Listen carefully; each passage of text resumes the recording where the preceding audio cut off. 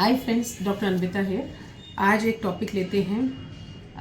Marriage के बाद अक्सर जब आप प्रेगनेंसी प्लान करते हैं और आपको फर्स्ट ट्राइमेस्टर में यानी कि पहले 3 महीने में ही अपने आप बच्चा ख़राब हो जाता है तो आप बहुत निराश हो जाते हैं। कई बार कपल आते हैं और वो ये कहते हैं कि मैम हम रेगुलर दिखा रहे थे, या डॉक्टर साहब जिनको भी वो दिखा रहे हैं हम रेगुलर दिखा रहे हैं, फिर ये प्रेगनेंसी कैसे ख़राब हो गई है। और कई बार ये चीज़ रिपीट भी हो जाती है।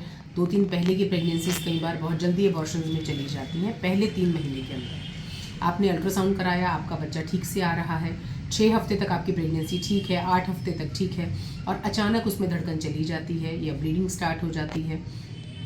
तो फिर आप परेशान होते हैं। आप सबसे पहले डॉक्टर से ये पूछते हैं कि मेरा रेगुलर चेकअप हो रहा है मैम, फिर भी प्रेगनेंसी कैसे ख़राब हो गई है, या फिर मैं कुछ भी ऐसा नहीं कर रहा हूँ फिर भी मेरी ये प्रेगनेंसी किस लिए ख़राब हो गई है, या इसका कारण क्या हो सकता है। आप कारण जानने के लिए सबसे ज़्यादा उत्सुक होते हैं। यहाँ पर मैं 3-4 चीज़ें आज आपको क्लियर कर दूँ।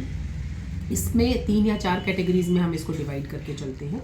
सबसे पहला और जो फोरमोस्ट और इम्पॉर्टेंट कारण होता है वो होता है क्रोमोसोमल एनॉमलीज का, यानी कि फर्टिलाइजेशन के प्रोसेस के बाद जब प्रेगनेंसी ठहरती है, आपके और आपके हस्बैंड के संयोग से जब बच्चा बनता है, हस्बैंड का स्पर्म और आपका ओवा मिलके एक एम्ब्रियो की फॉर्मेशन होती है।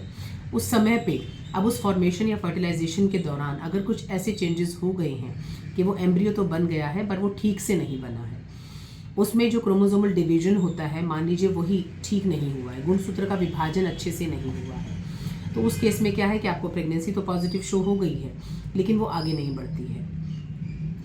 इस केस में आप ये बात को समझने की कोशिश कीजिए कि दवाइयों से बच्चा नहीं बनाया जा सकता है।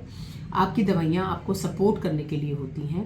अगर पहले 3 महीने में बच्चा ही आगे नहीं बढ़ रहा है तो इसका मतलब उसके अंदर ही कोई ना कोई स्पेसिफिक नुक्स है या दिक्कत है, मालफॉर्मेशन है, जिसके कारण वो आगे नहीं चल रहा है। सेकेंड रीज़न जो होता है वो एंडोमेट्रियल थिकनेस का होता है, यानी कि आपकी बच्चेदानी की जो परत है जो बेड तैयार करती है बच्चे को इम्प्लांट करने के लिए, कई बार वो बहुत थिन होती है, यानी कि बच्चा उसमें जम नहीं पाता है, रुक नहीं पाता है, जिसके कारण क्या होता है वो इम्प्लांट होते ही एबॉर्शन की तरफ चला जाता है।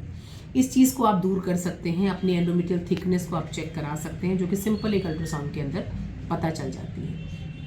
उसी के अंदर एक हार्मोन होता है प्रोजेस्टेरॉन, जिसकी डेफिशिएंसी से भी ये सब चीज़ें होती हैं। उस केस में आपको इंजेक्शंस प्रोजेस्टेरॉन के हेल्प करते हैं और टैबलेट्स भी आपको हेल्प करती हैं।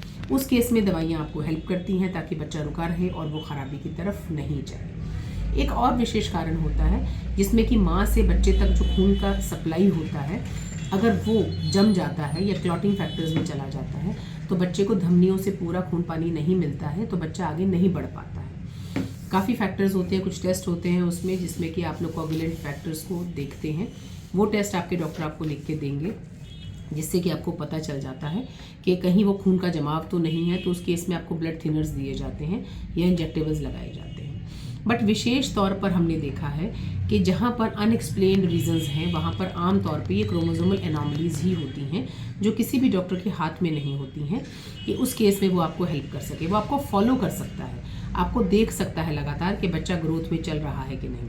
2-4 डेफिशिएंसीज को वो पूरा कर सकता है, जैसे प्रोजेस्टेरॉन की डेफिशिएंसी है, कोई इन्फेक्शन ऐसा है जिसके कारण बच्चा ख़राब हो गया है, वो इन्फेक्शंस को वो रूल आउट कर सकता है। मान लीजिए 100 तरह के टेस्ट होते हैं तो उसमें से वो आपको 60 या 70 में हेल्प कर सकता है, लेकिन कुछ एक चीज़ें ऐसी हैं जो उनके हाथ में नहीं होती हैं, और ख़ास तौर से यहाँ पर क्रोमोसोम्स जो रोल प्ले करते हैं वो सबसे इम्पॉर्टेंट होते हैं। पर फिर भी निराश होने की आवश्यकता नहीं होती है।